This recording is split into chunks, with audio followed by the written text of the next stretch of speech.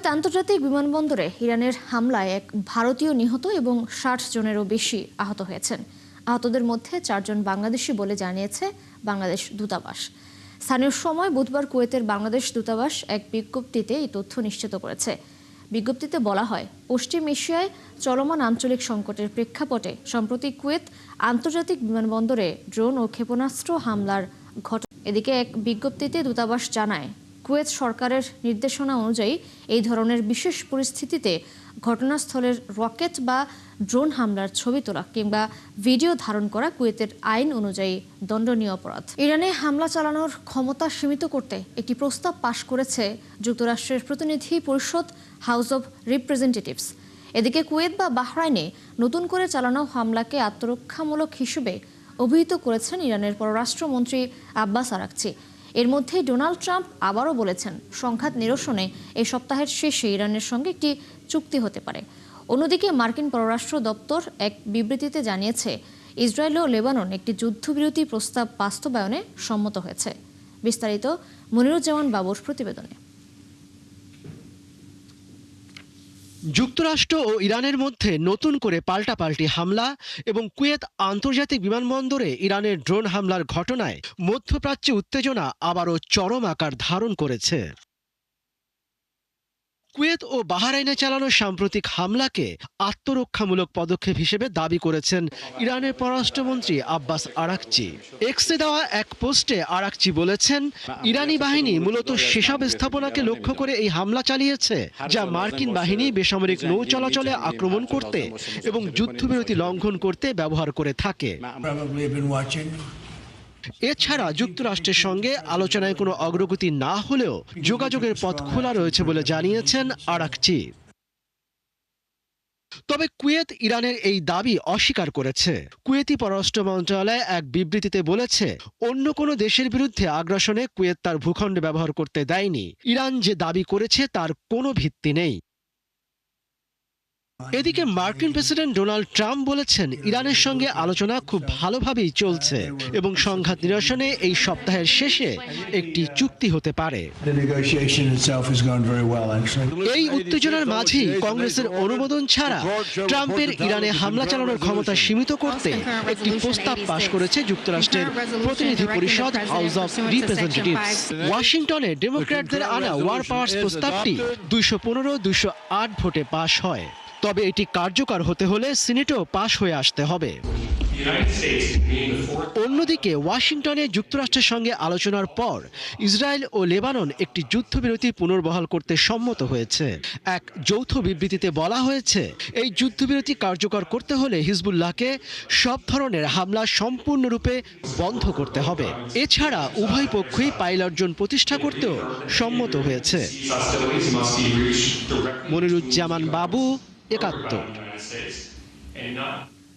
লেবাননের প্রায় ৯০০ বছরের পুরনো ঐতিহাসিক বিউফোর্ট দুর্গ দখল করেছে ইসরায়েলি বাহিনী।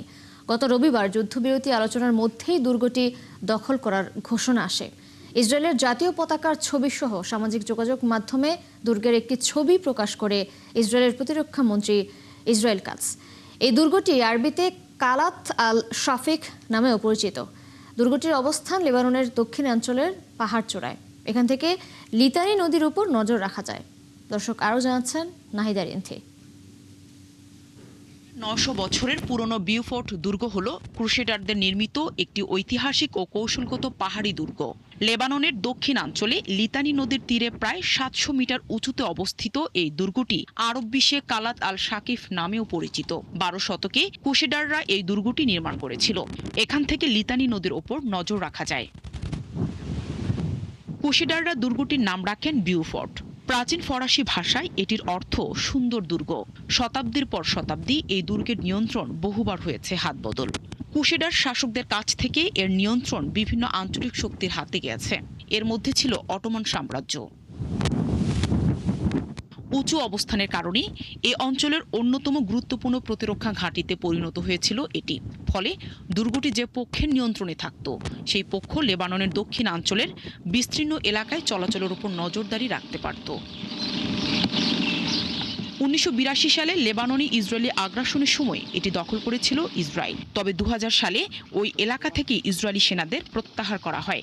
লেবাননের পঞ্চম বৃহত্তম নাবাতিয়ারের কাছে একটি কৌশলগত পাহাড় চূড়ায় বিওফোর্ট দুর্গের অবস্থান। সাম্প্রতিক অভিযানে ইসরায়েলি বাহিনী এর আশেপাশের পাহাড়ি চূড়ার নিয়ন্ত্রণও নিয়েছে।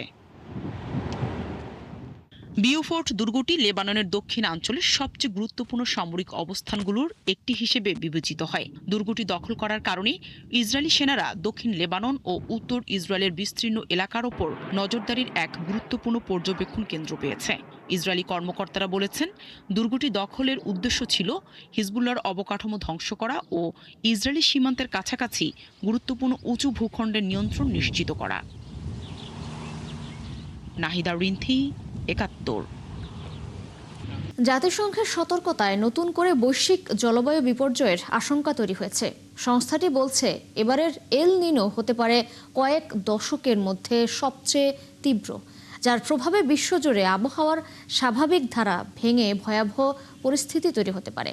কোথাও ভয়াবহ খরা ও পানি সংকট, কোথাও অনাবৃষ্টি এবং তাপপ্রবাহ, সব মিলিয়ে বড় ধরনের সংকটের শঙ্কা করা হচ্ছে। সবচেয়ে ঝুঁকিতে রয়েছে দক্ষিণ এশিয়া সহ একাধিক অঞ্চল। আরও জানাচ্ছেন চৈতি সরওয়ার।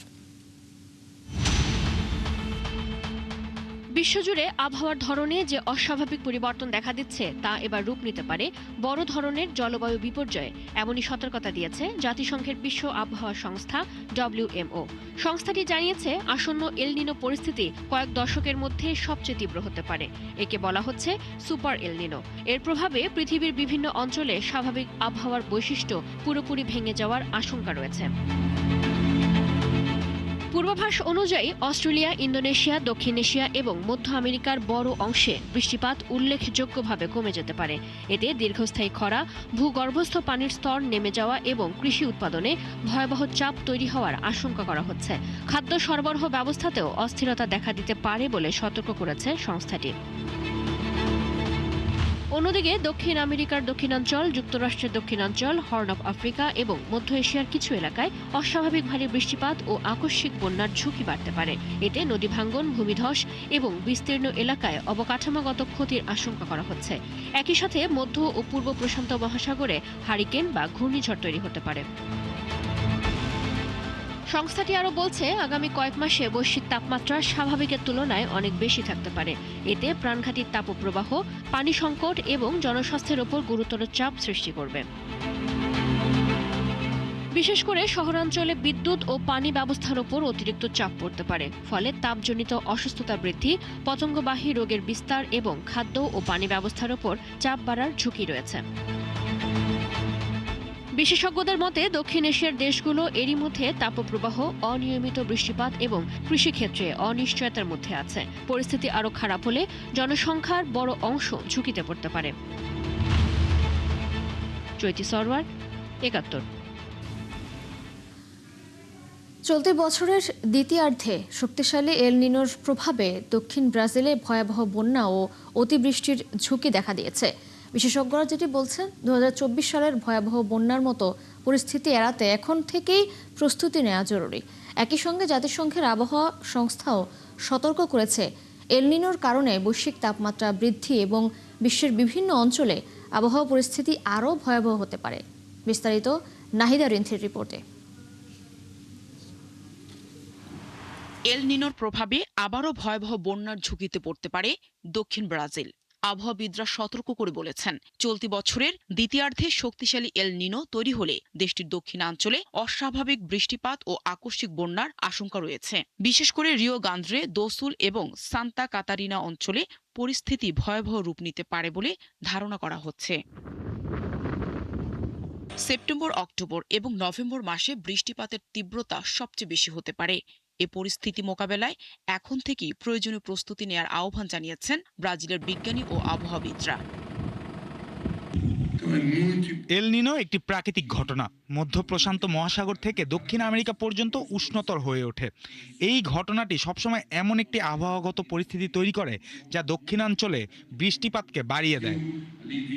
এদিকে জাতিসংঘের বিশ্ব আবহাওয়া সংস্থা জানিয়েছে, চলতি বছরের জুন থেকে অগাস্টের মধ্যে মাঝামাঝি থেকে শক্তিশালী এল নিনো গড়ে উঠতে পারে। এর ফলে বৈশ্বিক তাপমাত্রা আরও বাড়ার পাশাপাশি বিশ্বের বিভিন্ন অঞ্চলে চরম আবহাওয়া পরিস্থিতির ঝুঁকি বাড়বে। এল নিনো শক্তিশালী, এমনকি খুবই শক্তিশালী হবে বলে আশা করা হচ্ছে, বিশেষ করে বছরের দ্বিতীয়ার্ধে, যা সেপ্টেম্বর, অক্টোবর এবং নভেম্বর মাসে রেকর্ড ভেঙে দিবে। অতএব সমগ্র দক্ষিণ ব্রাজিলে ভারী বৃষ্টিপাতের সম্ভাবনার জন্য খুব ভালোভাবে প্রস্তুত থাকতে হবে। এছাড়া WMO বলছে নভেম্বর পর্যন্ত এ পরিস্থিতি অব্যাহত থাকতে পারে, যদিও এর তীব্রতা কতটা হবে তা নিয়ে এখনো কিছুটা অনিশ্চয়তা রয়েছে। আবহাওয়াবিদদের মতে এল নিনো সাধারণত বিশ্বজুড়ে আবহাওয়ার স্বাভাবিক ধারা ব্যাহত করে। এর ফলে দক্ষিণ আমেরিকার দক্ষিণাঞ্চল, যুক্তরাষ্ট্রের কিছু অংশ, আফ্রিকার হর্ন অঞ্চল এবং মধ্য এশিয়ায় অতিরিক্ত বৃষ্টিপাতের সম্ভাবনা তৈরি হয়। অন্যদিকে বৈশ্বিক উষ্ণতাও বৃদ্ধি পায়। নাহিদা রিন্থি, ৭১। বুধবার সকালে ভারতের রাজধানী দিল্লির মালভিয়া নগরে একটি হোটেলে ভয়াবহ অগ্নিকাণ্ডে অন্তত ২১ জনের মৃত্যু হয়েছে। এছাড়া ৫ বাংলাদেশি নাগরিক সহ আহত হয়েছেন অনেকেই। এই ঘটনায় আরও কয়েকজনকে জীবিত উদ্ধার করা হয়েছে বলে জানিয়েছে কর্তৃপক্ষ। ভারতীয় সংবাদ মাধ্যম এনডিটিভি জানিয়েছে সকাল প্রায় ৮টা ৫০ মিনিটের দিকে মিকাসাইন হোটেলের বেসমেন্টে আগুনের সূত্রপাত হয়। খবর পেয়ে দ্রুত ঘটনাস্থলে একাধিক ফায়ার সার্ভিস ইউনিট পাঠানো হয়। ধারণা করা হচ্ছে ৫তলা ভবনটিতে প্রায় ৪০ জন অবস্থান করছিলেন। আগুন লাগার কারণ এখনও নিশ্চিতভাবে জানা যায়নি। হোটেলটিতে প্রায় ২৫টি কক্ষ আছে এবং সেখানে প্রায় ৪০ জন অতিথি অবস্থান করছিলেন। তাদের অধিকাংশই চিকিৎসার জন্য ভারতে আসা বিদেশি নাগরিক ছিলেন।